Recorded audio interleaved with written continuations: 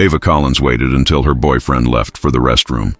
Her hands were shaking under the table, but her face stayed calm. The moment he turned the corner, she raised her hand slightly and closed it into a fist beside her plate. 2 seconds, no more. At the next table, Matteo Romano saw it. He didn't move, he didn't blink. Blue eyes steady, jaw set. He knew the signal. Ava lowered her hand, adjusted the napkin, took a sip of water that she didn't want. Her stomach felt tight. The music and the talking around her sounded far away. She didn't look toward the hallway. She didn't want him to catch her watching the door. Tyler came back smiling like nothing was wrong. He sat down and reached for her hand. She pulled it back a little too fast, then pretended she was fixing her hair. "Relax," he said softly. "We're fine." He changed the subject, asked about work, told a joke, lifted his glass to the couple at the next table. To anyone watching, he was a perfect gentleman.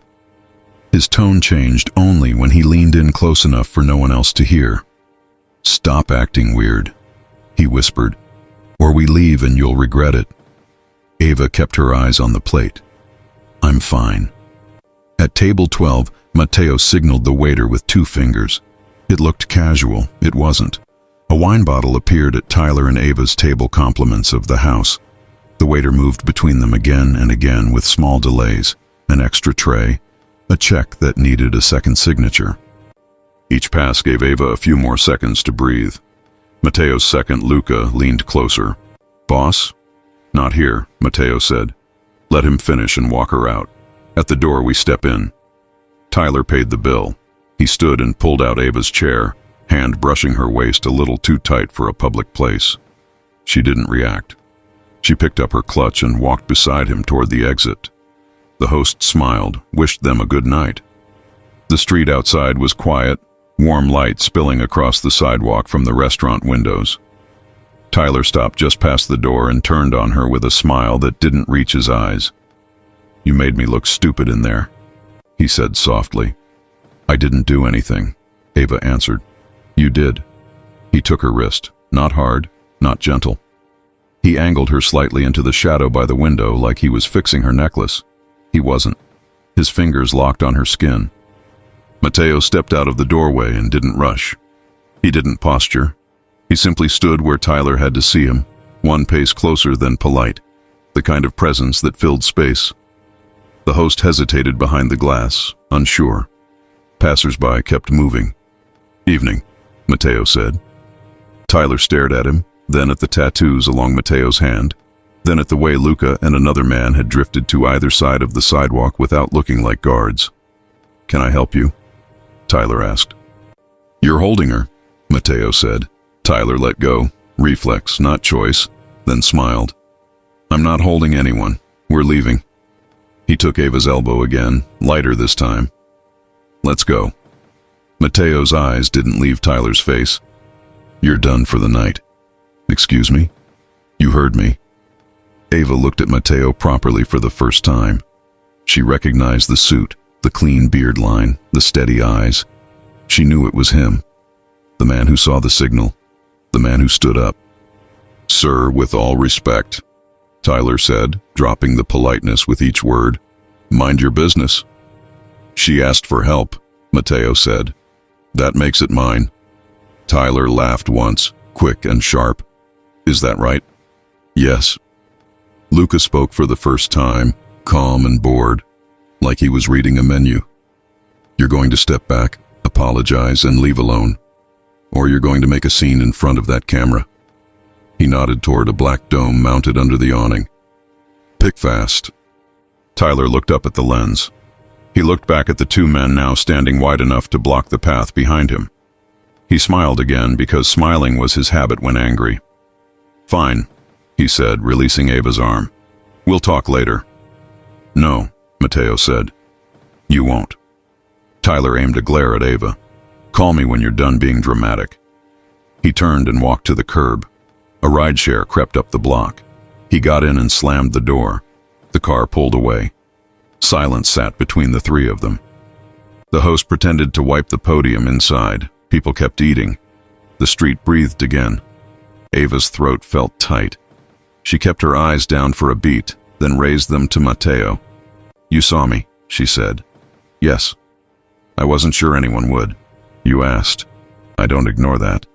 She nodded, swallowing. "Thank you." Mateo looked at her wrist. The skin was red where Tyler's fingers had been. He didn't reach for it. "Do you have a ride?" "I'll call one." "Call it here," he said. "Wait by the door." She hesitated. "I don't want more trouble." "You won't get any," he said. "Not tonight." She stepped back under the awning. Her hands were steadier now. She opened the app, ordered a car. 2 minutes. She exhaled and held her clutch tighter. Luca kept his eyes on the street. "You want me to follow him?" "Yes," Mateo said, quietly. "I want to know where he sleeps, where he works, who he calls." "On it." Ava watched the cars move along the curb. She looked at Mateo again. "You don't even know me," she said. "I don't need to." "Then why help me?" Mateo's answer was simple. "Because you asked the right way, and because people were watching and did nothing." The rideshare arrived. The driver rolled down the window. "Ava?" "Yes," she said. She looked at Mateo one more time. "I won't forget this." "Go home," he said. "Don't look back." Ava got in the car. The driver pulled away into traffic, and the restaurant lights slid over the windshield, then fell away behind them. Luca returned to Mateo's side, phone to his ear, voice low. "He's heading north. I've got 2 tails on him. If he changes cars, we still have him." "Good," Mateo said. "I want everything before morning." They stood there for a moment, the night quiet again. Luca pocketed his phone. "You're getting involved," he said. "She asked for help," Mateo answered. "A lot of people ask." "Not like that." Inside the car, Ava kept her hands on her lap and watched the city pass. A message from Tyler flashed on her screen, then another, then 3 missed calls. She turned the phone face down and closed her eyes. For the first time that night, her breathing slowed. The driver glanced in the mirror. "You okay?" "I will be," she said. At the next red light, a motorcycle turned behind them and then slipped away into a side street. A black sedan stayed 2 cars back and never pushed. Ava didn't notice it. She didn't know it was there for her, not against her. Mateo walked back inside only long enough to settle his bill and speak to the manager. He didn't mention names. He didn't order anything. He left a number and a clear request. If that man ever stepped into the restaurant again with her, the manager should call before seating them. Outside, Luca checked a message. "Boss?" He stopped 3 blocks up, got out, and circled back on foot. "He's watching the corner near her building."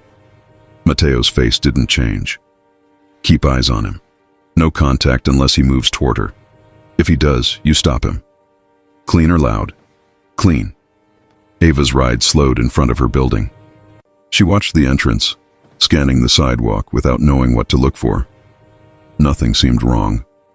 She paid, said goodnight, and went inside with quick steps. The doorman nodded. The elevator doors closed. Across the street, Tyler stood in a doorway with his hands in his pockets, hood up, face turned away from the traffic. He didn't follow her in. He stood still and waited. Half a block down, Luca leaned on a corner, lighting a cigarette he didn't smoke. 2 more of Mateo's men sat in the sedan with the engine off. The street looked normal. It wasn't. Mateo checked his watch, then looked back toward the river. He didn't like loose ends at night. He didn't like the thought of her phone lighting up with threats and apologies. He pulled out his own phone. "Hayes," he said when the line picked up. "Romano, to what do I owe the pleasure? You'll have footage in your inbox in 10 minutes. Street camera outside Vittoria. Man grabbing a woman's wrist. You'll know which one when you see it." "And why are you helping me help you?" the detective asked. "Because she asked for help," Mateo said, and ended the call. In her apartment, Ava locked the door and slid down to the floor for a long minute before standing again. She filled a glass with water and left it untouched.